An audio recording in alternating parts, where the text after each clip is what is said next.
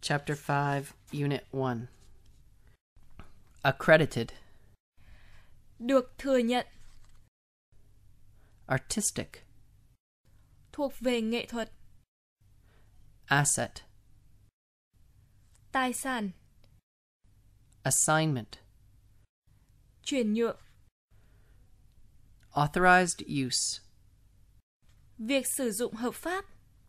Badge of origin. Dấu hiệu nguồn gốc. Business value. Giá trị thương mại. Copyright. Bản quyền. Contravene. Vi phạm. Contravention. Sự vi phạm. Counterclaim. Phản tố. Contrary to. Trái với. Cyber squatting. Chiếm dụng tên miền phi pháp. Device. Công cụ. Delivery up. Giao nộp. Discernible. Có thể thấy rõ. Dispute. Tranh chấp. Dispute resolution provider. Cơ quan giải quyết tranh chấp. Dramatic. Thuộc về kịch. Electronic record. Bản ghi điện tử. Entitlement. Quyền. Embody. Thể hiện bao gồm. Exclusive right. Độc quyền. Excluded thing. Thứ sẵn có. Filing date. Ngày nộp đơn. Graphically. Một cách sinh động. Goodwill. Uy tín. Idea. Ý tưởng. Identical. Giống hệt. Industrial application. Ứng dụng nghề nghiệp. Infringe. Vi phạm. Infringement. Sự vi phạm. Injunction. Order. Mệnh lệnh. Innovation. Sự đổi mới. Invent. Sáng tạo. Invention. Sự sáng tạo. Inventive step. Bước sáng tạo. Intangible. Vô hình. Human cloning processes. Quy trình nhân bản vô tính người. Layout. Bản in. Literary. Thuộc về văn học. Media. Phương tiện truyền thông. Misleading. Gây nhầm lẫn. Morality. Đạo đức. Net name piracy. Chiếm dụng tên miền phi pháp. Novel. Mới lạ. Non-obvious. Sáng tạo. Original work. Tác phẩm nguyên bản. Parameter. Thông số. Passing off. Mạo nhận. Patent. Bằng sáng chế. Patentable. Có thể cấp bằng sáng chế. Patent holder. Người giữ bằng sáng chế. Process. Quy trình. Property interest. Lợi ích về tài sản. Proprietor. Chủ sở hữu. Print. Bản in. Registry. Registrar. Cơ quan đăng ký. Remedy. Phương thức. Revoke. Hủy bỏ. Remove. Hủy bỏ, loại bỏ. Sanction. Chế tài. Search order. Lệnh điều tra. Sound recording. Bản ghi âm. Statutory period. Thời hạn theo luật định. Top level domain. Tên miền cấp độ 1. Tort. Lỗi. Trade secret. Bí quyết kinh doanh. Trademark. Thương hiệu. Topography. Bản in. Unique. Độc đáo. Chapter 5. Unit 1. Listening 1. Patent. A patent is territorial right given to the patent holder for a statutory period of years. It must be applied for in each jurisdiction for which protection is required. In the UK, it may be granted by the UK Patent Office. In the USA, it is issued by the Patent and Trademark Office. To be patentable, an invention must be novel, that is, not made public anywhere before the filing date on which the application description is submitted for patent. Be capable of industrial application, that is, use or application in some kind of industry, for example, be a process, a material, or a device. Result from an inventive step. In the US, the test is to be non-obvious, that is, to be something distinctive which could not have been produced by anyone with relatively good knowledge in the relevant area. Not be an excluded thing, such as Patents Act 1977. For example, it cannot be a discovery, a scientific theory, an aesthetic creation, or in the UK, a business method. The invention becomes a property interest vested in the inventor, which he or she can transfer by assignment to another. It confers the right to exclude others from making, using, or selling the invention. The import into the UK of a product with a UK patent will be in contravention to the patent. An application should be filed on the Patent Office before any steps are taken to make the invention public. A patent application may fail or grant of a patent may be revoked, that is, removed from the register in terms of the Patent Acts 1997. If, for example, a successful application is made to the court in counterclaim on grounds such as the invention is contrary to public policy or morality, for example, human cloning processes, or the person granted the patent does not have entitlement to it. Listening to Patent Registration Procedures. If, after patentability of the invention has been discussed between the inventor and attorney, and authorization is given to prepare and file a utility or provisional patent application, the attorney will obtain detailed information about the invention and will write a draft of the application. The application defines the invention in both technical and legal terms. A utility patent application includes a specification, often supplemented by drawings, which describe the invention and its background, disclosing its different embodiments in enough detail to enable a person knowledgeable in the field to understand and practice the invention without undertaking undue experimentation. It includes description of the best mode, which is what the inventors considers to be the best current version of the invention. If the application is a complete application, not a provisional application, it will also include an abstract, a brief summary of the invention, and will conclude with one or more claims, which are the legal description of the invention. The claims are drafted to provide the broadest possible coverage of the invention. The inventor must be sure to inform the attorney of all information known about and relevant to the invention, including any previous use, sale, offer to sell, or disclosure or description of the invention to third parties. The inventor must also identify any patents, articles, technical brochures, or other written material related to the invention, whether these activities or writings were done by him, people working with him, or someone else. Not only is this necessary to enable the attorney to prepare the application, but it is also required that material information be provided to the USPTO, U.S. Patent and Trademark Office.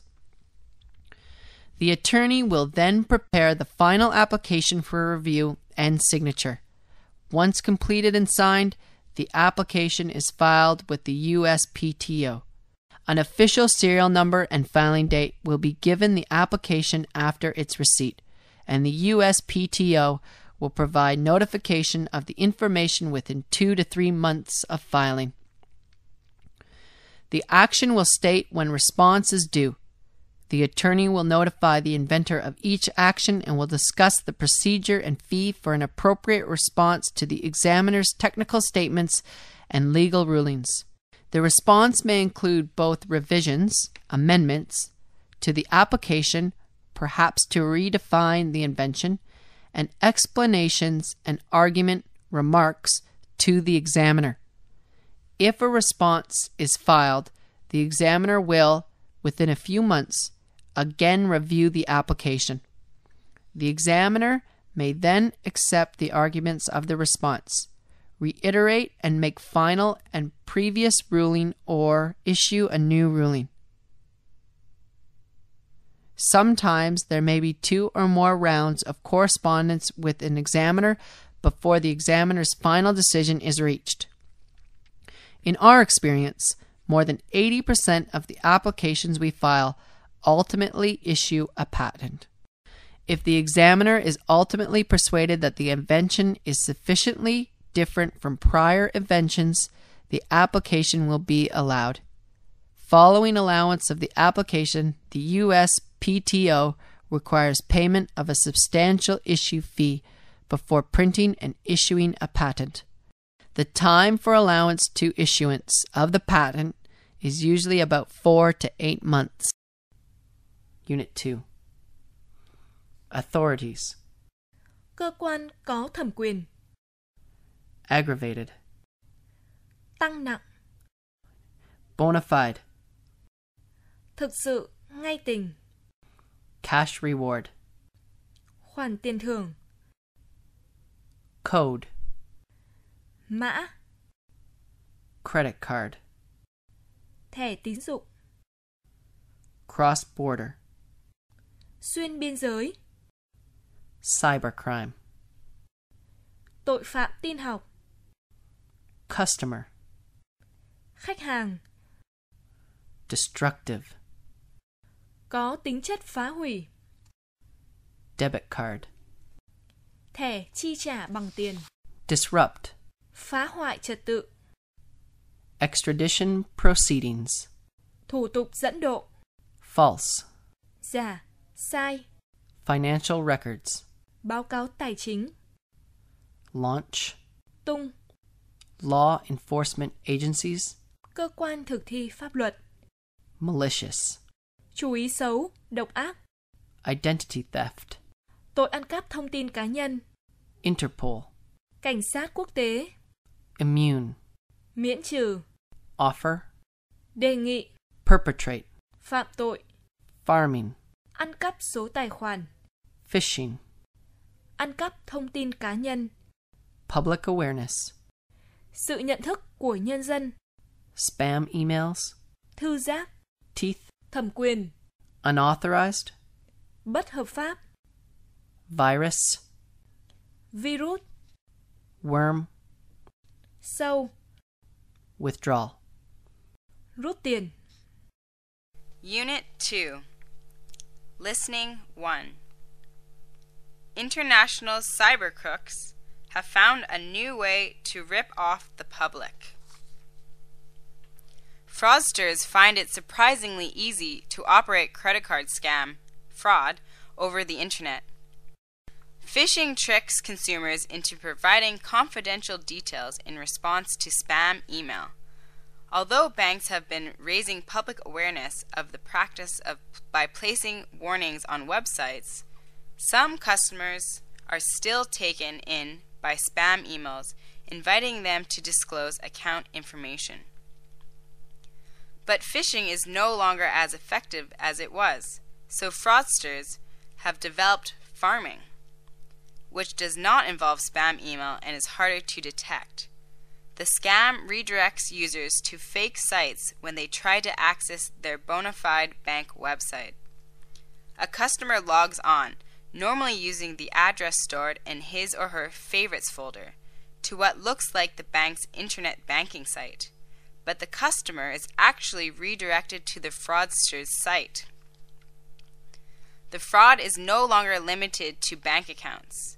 Recent examples have had corporate websites cloned to sell non-existent products, or to get consumers to participate in money laundering activities while believing they are dealing with a legitimate organization. Whether the fraudsters are using phishing or farming, criminal prosecution remains difficult, largely because most of the criminals are based outside the territory in which the victim resides. Extradition proceedings are difficult and rare. Although some national courts may have limited extraterritorial jurisdiction, phishing legislation may be drafted by the real problem as the cross-border nature of the fraud. The legislation may have no teeth, leaving the perpetrators almost immune from prosecution. Listening to Audio 1. If the criminal has the bills for the falsely obtained credit cards sent to an address other than the victim may not become aware of what is happening until the criminal has already inflicted substantial damage on the victim's assets, credit, and reputation. The same is true of bank statements showing unauthorized withdrawals. Listening to Audio 2. So, could banks themselves do more to protect their customers? Banks often claim they will never send requests for confidential information by email. However, according to the report, some banks do just that. This sends out a mixed message, confusing vulnerable customers who cannot tell which emails are genuine and which are not. Listening to Audio 3. This is just the latest in a string of laptop losses that have affected employees at Sun, Cisco, and IBM. It's unclear whether the laptops are being targeted because of the information they contain, or if it's just random theft. Listening to Audio 4. 72% of bins contained the full name and full address of at least one member of a household. 2 in 5 contained a whole credit card or debit card number that could be linked to an individual. 1 in 5 bins contained a bank account number and sort code that can be related to an individual's name and address. Listening to Audio 5. Changing addresses. According to experts, members of the public are placing themselves at considerable risk from identity theft and are being told that they must be more vigilant discarding personal records. With enough biographical information, a criminal can take over another person's identity to commit a wide range of crimes. For example, false applications for loans, fraudulent withdrawals from bank accounts, or obtaining other goods which criminals might otherwise be denied. If the criminal has the bills for the falsely obtained credit cards sent to an address other than the victim may not be aware of what is happening until the criminal has already inflicted substantial damage on the victim's assets, credit, and reputation. The same is true of bank statements showing unauthorized withdrawals.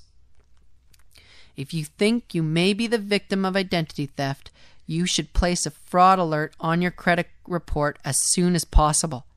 You should then review your credit reports carefully. Look for inquiries from companies you haven't contacted, accounts you didn't open, and debts on your accounts that you can't explain.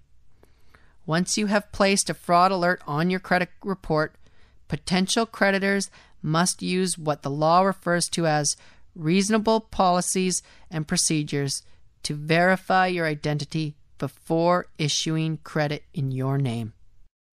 Listening to Audio 6. Phishing. According to a report from the customer group Which, banks must be made more accountable for losses caused by so-called phishing frauds. Phishing involves people being fooled by fake emails, claiming to be from a bank. into giving out bank or credit card details to online fraudsters. The term is also used to describe the practice of creating look-alike websites, often of banks and other financial institutions, and duping people into visiting them and giving out their personal information. While banks generally repay money lost to victims of such crimes, they may refuse to compensate the same person more than once if the customer's negligence was a contributing factor.